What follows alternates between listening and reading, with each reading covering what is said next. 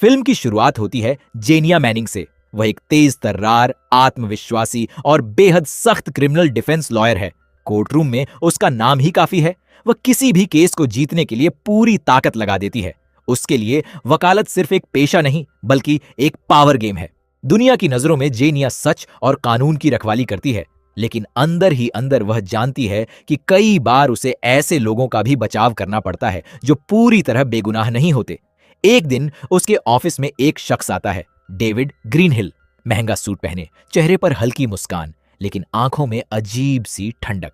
वह कुर्सी पर बैठते हुए कहता है, मुझे आपकी मदद चाहिए। मेरी पत्नी की मौत हो गई है और पुलिस मुझे ही मुख्य संदिग्ध मान रही है। जेनिया उसकी तरफ गौर से देखती है। वह आदमी बिल्कुल भी घबराया हुआ नहीं लगता। उल्टा ऐसा महसूस होता है जैसे उसने हर सवाल का जवाब पहले से तैयार कर रखा हो। उसके बोलने का तरीका, चेहरे की शांति और आत्मविश्वास, ये सब जेनिया को थोड़ा असहज कर देते हैं। फिर भी वह यह केस स्वीकार कर लेती है, क्योंकि यह एक हाई प्रोफाइल मामला है और उसके करियर के लिए भी काफी अहम साबित हो सकता है। जेनिया केस फाइल पढ़ना शुरू करती है।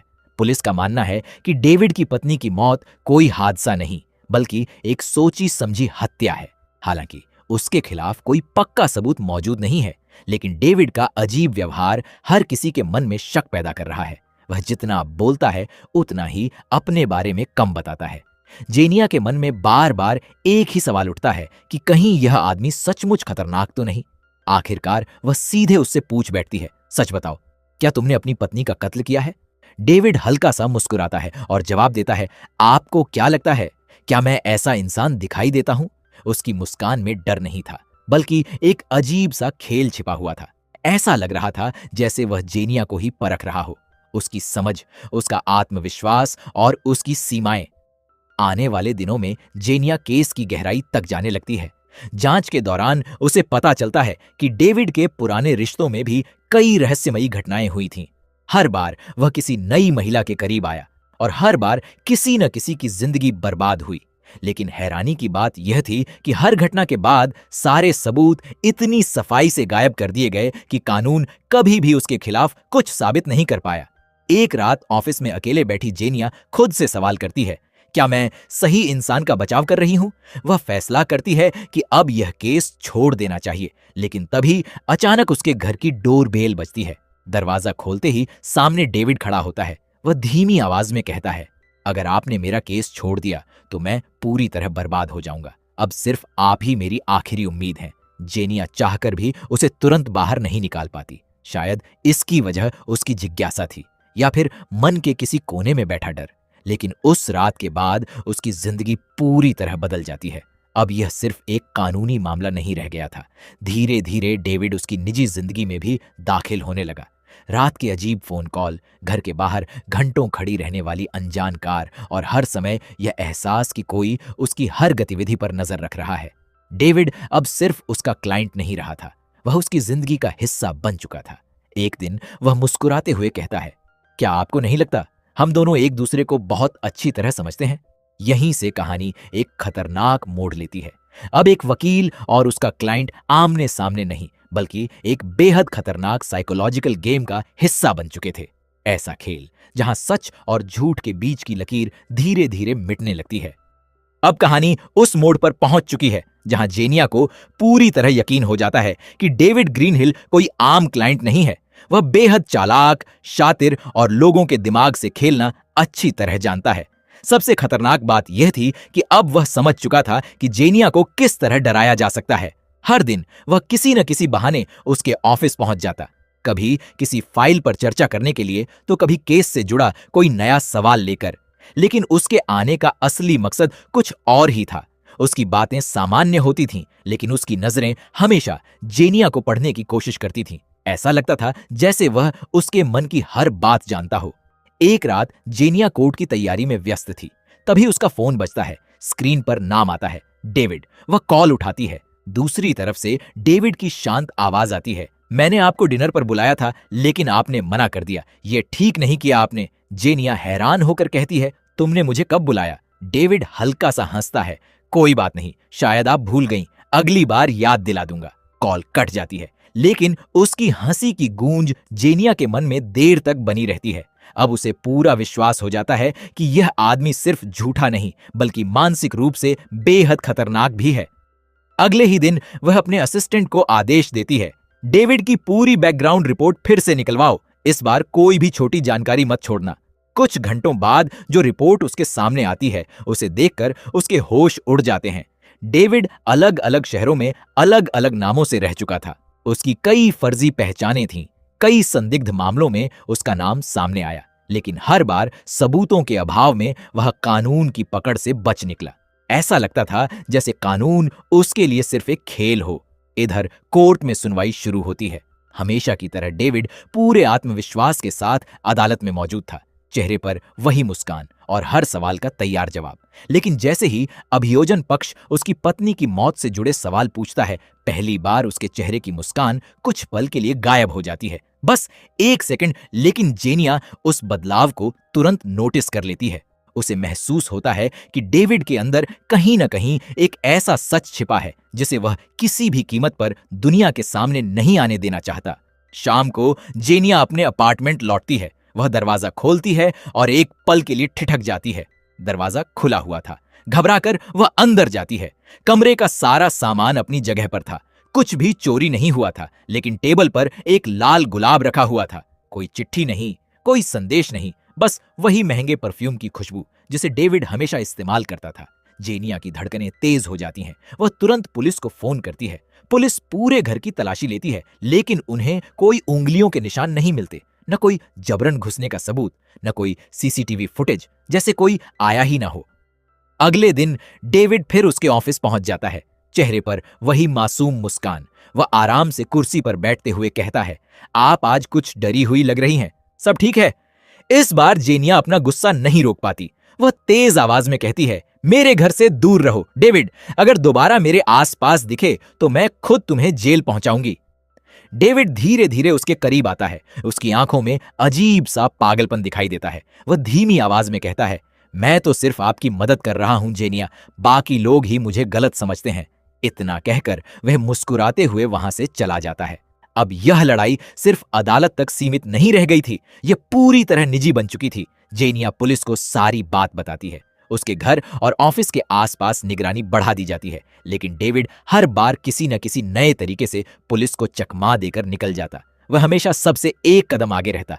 धीरे धीरे जेनिया के अंदर का डर गुस्से में बदलने लगता है। वह खुद से कहती है, मैं सिर्फ एक वकील नहीं हूं और अब यह लड़ाई किसी केस की नहीं, मेरी अपनी जिंदगी की है। उसी रात वह अपने पुराने मेंटर से मिलने जाती है। सब कुछ सुनने के बाद उसका मेंटर गंभीर आवाज में कहता है, कुछ लोग ऐसे होते हैं जिन्हें अदालत में हराया नहीं जा सकता, उनसे सिर्फ दूरी बनाकर ही बचा जा सकता है। ये शब्द जेनिया के दिमाग में गूंजते रहते हैं। उसे समझ आ जाता है कि अब सिर्फ कानून पर भरोसा करना काफी नहीं होगा। उसे अपनी हिम्मत और अपने फैसलों पर भी भरोसा करना पड़ेगा। अब डेविड सिर्फ उसकी अदालत की लड़ाई नहीं था, वह उसके सपनों तक में उसका पीछा करने लगा था। और धीरे धीरे जेनिया को एहसास होने लगता है कि वह किसी हत्यारे का केस नहीं लड़ रही, बल्कि खुद उसी हत्यारे के खतरनाक खेल का हिस्सा बन चुकी है। अब कहानी अपने सबसे खतरनाक मोड़ पर पहुंच चुकी थी। जेनिया के लिए यह अब सिर्फ एक केस नहीं रहा था, बल्कि उसकी अपनी जिंदगी और मौत की लड़ाई बन चुका था। उसे अब पूरा यकीन हो गया था कि डेविड ग्रीनहिल सिर्फ एक आरोपी नहीं, बल्कि एक खतरनाक साइकोपैथ है। ऐसा इंसान जो प्यार, जुनून और कंट्रोल के बीच का फर्क ही नहीं समझता। एक रात जेनिया अपने ऑफिस में अकेली बैठी केस की फाइलें देख रही होती है। सभी कर्मचारी जा चुके थे। बाहर तेज बारिश हो रही थी और बिजली की चमक पूरे माहौल को और डरावना बना रही थी। वह अपनी फाइलें समेट ही रही होती है कि तभी पीछे से एक धीमी आवाज सुनाई देती है, मेरे लिए इतनी मेहनत, अच्छा लगता है। जेनिया घबराकर पीछे मुड़ती है। सामने डेविड खड़ा था, बारिश से भीगा हुआ, चेहरे पर वही ठंडी मुस्कान और आंखों में अजीब सा जुनून। वह धीरे धीरे उसकी ओर बढ़ते हुए कहता है, मुझे पसंद है जब तुम डरती हो, उस वक्त तुम सबसे ज्यादा सच्ची लगती हो। जेनिया एक कदम पीछे हटती है, लेकिन डेविड लगातार उसकी तरफ बढ़ता रहता है। वह कहता है, तुमने मुझे बचाने का वादा किया था, अब मुझसे ऐसे दूर नहीं जा सकती। इतना कहकर वह उसका हाथ पकड़ने की कोशिश करता है, लेकिन इस बार जेनिया खुद को छुड़ा लेती है और गुस्से में चिल्लाती है, सब खत्म हो चुका है डेविड, तुमने मुझे इस्तेमाल किया है। डेविड मुस्कुराता है, नहीं, जेनिया, इस्तेमाल तो तुमने मुझे किया है। मेरा केस, मेरा नाम और मेरी कहानी सब तुम्हारी जीत का हिस्सा थे। अब मैं तुम्हारी सबसे बड़ी हार बनूंगा। यह सुनते ही जेनिया ऑफिस से बाहर भागती है और लिफ्ट की तरफ दौड़ती है। लेकिन तभी अचानक बिजली चली जाती है। पूरा बिल्डिंग अंधेरे में डूब जाता है। चारों तरफ सिर्फ बारिश की आवाज और उसकी तेज सांसें। लिफ्ट बंद हो चुकी थी। मजबूर होकर वह सीढ़ियों की तरफ भागती है। पीछे से डेविड के कदमों की आवाज लगातार उसके करीब आती जा रही थी। वह शांत आवाज में कहता है, भागकर कहां जाओगी जेनिया? तुम जानती हो मैं तुम्हें कभी छोड़ने वाला नहीं हूं। जेनिया बिना पीछे देखे लगातार नीचे उतरती जाती है। आखिरकार वह बिल्डिंग के बेसमेंट में पहुंच जाती है, वहीं जहां पुराने रिकॉर्ड और कोर्ट की फाइलें रखी जाती थीं। वह जल्दी से भारी दरवाजा बंद कर देती है और घबराकर इधर उधर देखने लगती है। उसी समय उसकी नजर पास पड़ी एक लोहे की रॉड पर जाती है। वह उसे मजबूती से अपने हाथ में पकड़ लेती है। अब उसका डर धीरे धीरे हिम्मत में बदल रहा था। कुछ ही सेकंड बाद दरवाजा धीरे धीरे खुलता है। अंधेरे में डेविड की परछाई दिखाई देती है। वह मुस्कुराते हुए कहता है, अब यहां सिर्फ हम दोनों हैं, बाकी दुनिया बहुत दूर रह गई है। जैसे ही वह आगे बढ़ता है, जेनिया पूरी ताकत से लोहे की रॉड उसके ऊपर दे मारती है। पहला वार डेविड लड़खड़ा जाता है। दूसरा वार वह जमीन पर गिर पड़ता है। उसके सिर से खून बहने लगता है। लेकिन हैरानी की बात यह थी कि गिरने के बाद भी उसके चेहरे पर वही डरावनी मुस्कान बनी रहती है। वह मुश्किल से बोलता है, मुबारक हो जेनिया, तुम जीत गई, लेकिन आज के बाद तुम भी पहले जैसी नहीं रहोगी। उसी समय पुलिस वहां पहुंच जाती है। जेनिया पूरी घटना पुलिस को बता देती है। डेविड को गिरफ्तार कर लिया जाता है। हथकड़ी लगने के बाद भी उसके चेहरे पर वही ठंडी मुस्कान थी। ऐसा लग रहा था जैसे उसने हार कर भी किसी और तरीके से जीत हासिल कर ली हो। कुछ दिनों बाद इस हाई प्रोफाइल केस की आखिरी सुनवाई शुरू होती है। पूरे कोर्टरूम की निगाहें सिर्फ एक शख्स पर टिकी होती हैं, जेनिया मैनिंग। इस बार वह एक वकील के रूप में नहीं, बल्कि इस पूरी घटना की सबसे अहम गवाह बनकर अदालत में खड़ी होती है। जज के सामने वह गहरी सांस लेते हुए अपनी पूरी आपबीती बताती है। कैसे एक साधारण सा दिखने वाला केस धीरे धीरे उसकी निजी जिंदगी का सबसे बड़ा डर बन गया। कैसे डेविड ने झूठ, चालाकी और मानसिक खेल के जरिए उसे अपने जाल में फंसाने की कोशिश की। पूरे कोर्टरूम में सन्नाटा छा जाता है। जब जज उससे आखिरी सवाल पूछते हैं तो जेनिया शांत आवाज में कहती है, कुछ मुकदमे सिर्फ जीतने के लिए नहीं होते, कुछ हमें यह सिखाने आते हैं कि हर अपराधी सबूत नहीं छोड़ता। कई बार उसकी सबसे बड़ी चाल लोगों के दिमाग से खेलना होती है, और जब तक सच सामने आता है तब तक बहुत कुछ बदल चुका होता है। उसकी गवाही, पुलिस की जांच और जुटाए गए सबूतों के आधार पर अदालत अपना फैसला सुनाती है। डेविड ग्रीनहिल को उम्र कैद की सजा दी जाती है। फैसला सुनते ही कोर्ट रूम में मौजूद लोग राहत की सांस लेते हैं, लेकिन डेविड के चेहरे पर न कोई पछतावा होता है और न ही डर। उसे पुलिस जब अदालत से बाहर ले जाने लगती है तो वह एक बार पीछे मुड़कर जेनिया की तरफ देखता है। उसकी आंखों में अजीब सी मुस्कान होती है, ऐसी मुस्कान जिसमें हार भी है, चेतावनी भी और एक खतरनाक जुनून भी। जेनिया कुछ पल तक उसे देखती रहती है, लेकिन इस बार उसकी आंखों में डर नहीं था, सिर्फ एक गहरा सन्नाटा था। कुछ देर बाद वह कोर्ट से बाहर निकलती है। बाहर फिर से बारिश हो रही होती है। वह आसमान की तरफ देखती है और धीरे धीरे बारिश में आगे बढ़ जाती है। उसे अब एहसास हो चुका था कि कुछ लड़ाइयां जीतकर नहीं, बल्कि उन्हें झेलकर खत्म होती हैं। डेविड सलाखों के पीछे पहुंच चुका था, लेकिन उसकी वजह से जेनिया की जिंदगी हमेशा के लिए बदल गई थी। अब वह पहले जैसी निडर और बेफिक्र इंसान नहीं रही। उसकी आंखों में अनुभव था, दर्द था और एक ऐसी सीख जिसे वह कभी भूल नहीं पाएगी। यहीं पर फिल्म एक गहरा संदेश छोड़ती है। बुराई हमेशा हथियार लेकर सामने नहीं आती। कई बार वह भरोसे, प्यार और मासूमियत का मुखौटा पहनकर हमारी जिंदगी में दाखिल होती है, और जब तक उसकी असली सच्चाई सामने आती है तब तक बहुत देर हो चुकी होती है। इसी संदेश के साथ फिल्म खत्म हो जाती है। दोस्तों, अगर आपको गिल्टी एज सिन की यह पूरी कहानी और हमारा एक्सप्लेनेशन पसंद आया हो तो वीडियो को लाइक करें, चैनल को सब्सक्राइब करें और अपने दोस्तों के साथ जरूर शेयर करें। मिलते हैं अगली शानदार मूवी एक्सप्लेनेशन के साथ। धन्यवाद।